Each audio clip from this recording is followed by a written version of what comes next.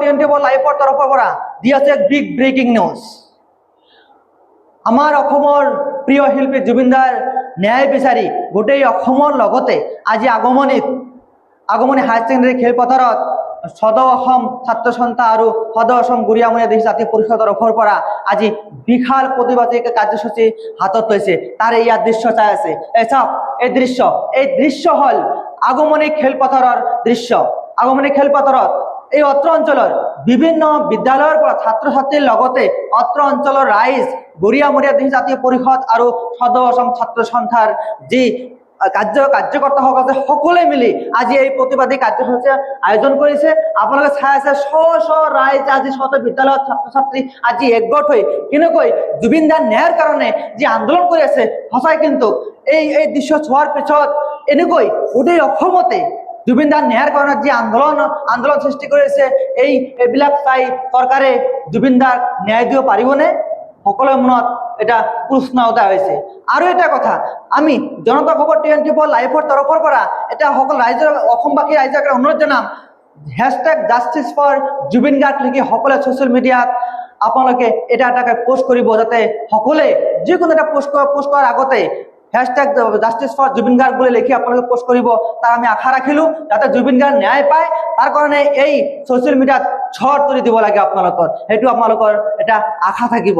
আৰু যি দৃশ্য চাই আছে এই দৃশ্য হ'ল আগমনী হায়াৰ ছেকেণ্ডাৰী খেলপথাৰত আৰু আগমনী দৃশ্য। এই আগমনী দৃশ্যৰ ওচৰত আজি বিদ্যালয়ৰ ছাত্ৰ ছাত্ৰী আজি একগোট, শ ছাত্ৰ ছাত্ৰী আজি একগোট হৈ এই আন্দোলনৰ সূচনা কৰিছে। চাওক যাতে এই দৃশ্য হ'ল আগমনী যি বিদ্যালয়বিলাক আছে, এই বিদ্যালয়বিলাকৰ ছাত্ৰ ছাত্ৰীসকল শ ছাত্ৰ ছাত্ৰী আজি একগোট হৈ এই প্ৰতিবাদী কাৰ্যসূচী হাতত লৈছে। ইয়াত শ কাৰ্যসূচী বিভিন্ন ধৰণৰ শ্লোগান, জুবিন দাৰ ন্যায়, জাষ্টিছ ফৰ জুবিন দাৰ বিভিন্ন শ্লোগানে উত্তাল কৰি তুলিছে আগমনী। যিহেতু আজি জুবিন দাৰ মৃত্যু হাৰে 1 মাহ হৈ গ'ল, এতিয়া জুবিন দাৰ যি জাষ্টিছ বা ন্যায় নাপাল, সেইকাৰণে আপোনালোকে যে আন্দোলন কৰে ইয়াৰ বিষয়ে কি ক'ব? আজি আমি ইয়াত সকলোৱে একেলগে সমবেত হৈছোঁ। সদৌ অসম ছাত্ৰ সন্থাৰ যি বিক্ষোভ কাৰ্যসূচী আছিল সেইটোক আমি সঁহাৰি জনাই জুবিন দাৰ ন্যায়ৰ কাৰণে আমি একেলগে ইয়াত একলগ হৈছোঁ। জুবিন দাৰ জাষ্টিছটো, ন্যায়টো যিটো আছে সেইটো আমি পাবই লাগিব। ইয়াত কোনো ধৰণৰ কোনো বিৰূপ মন্তব্য কাৰো থাকিব নোৱাৰে, কাৰো কোনো ধৰণৰ ৰাজনীতি, কোনো ধৰণৰ কোনো বেলেগ চিন্তা থাকিব নোৱাৰে। অকল আমি ন্যায়ৰ কাৰণে কথা পাতি আছোঁ আৰু আগন্তুক যিমান দিনলৈকে জুবিন দাই ন্যায় পোৱা নাই সিমান দিনলৈকে অসমবাসী ৰাইজে জাতি ধৰ্ম বৰ্ণ নিৰ্বিশেষে এই ন্যায়ৰ কাৰণে মাত মাতি যাব বুলি আমি সকলোৰে ওপৰত অনুৰোধ জনাইছোঁ আৰু আমাৰ এইটো দাবীও চৰকাৰলৈ। ন্যায়ৰ কাৰণে যি দীঘলীয়া প্ৰচেছ হৈ আছে এতিয়ালৈকে ন্যায় ইমান 1 মাহ পাৰ হৈ গ'ল, কি ক'ব কিমান ধৰণে ন্যায় পাব লাগে? এইটো এটা ন্যায়িক প্ৰক্ৰিয়া চৰকাৰে যেনেকৈ চলাই আছে, সেইটো আমাৰ ন্যায়িক প্ৰক্ৰিয়াৰ প্ৰতি আস্থাও আছে। কিন্তু এই ন্যায়িক প্ৰক্ৰিয়াৰ মাজত কোনো ধৰণৰ কোনো ভুল ভ্ৰান্তি বা কোনো ধৰণৰ কোনো একো বেয়া কিছু হ'ব নালাগে বা আমাক ৰাইজক নজনোৱাকৈ কোনো ধৰণৰ কোনো কাম কৰা বা, কাৰণ জুবিন দা হৈছে ৰাইজৰ সম্পত্তি, ৰাইজৰ সম্পদ।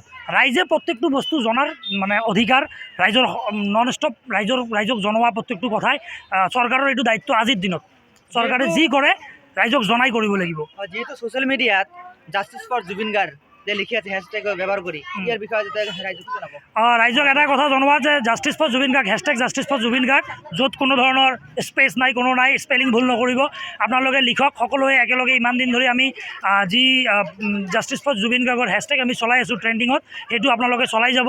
সেইটো লৈও আমাৰ ৰাইজৰ প্ৰতি আমাৰ এটা আহ্বান। আৰু মই যিসকল মানুহে মিডিয়াত কাম কৰি আছে, মিডিয়াকো মই জনাব খুজিছোঁ আপোনালোকৰ মাধ্যমেদি ৰাইজক এইটোক এৱাৰনেছ এটা ক্ৰিয়েট কৰাই দিয়ক মানুহৰ মাজত, যে যাতে জাষ্টিছ ফৰ জুবিন গাৰ্গটো মানুহে শুদ্ধভাৱে লিখে আৰু আমাৰ 1 মিলিয়ন অতি সোনকালে ক্ৰেক হৈ যাব বুলি এইটো আশাবাদী। সকলোৱে কৈ আছে জাষ্টিছ ফৰ জুবিন গাৰ্গ, আমি সকলোৱে লিখিছোঁ আৰু আগন্তুক দিনতো লিখি যাম যিমান দিনলৈকে জুবিন গাৰ্গে জাষ্টিছ পোৱা নাই।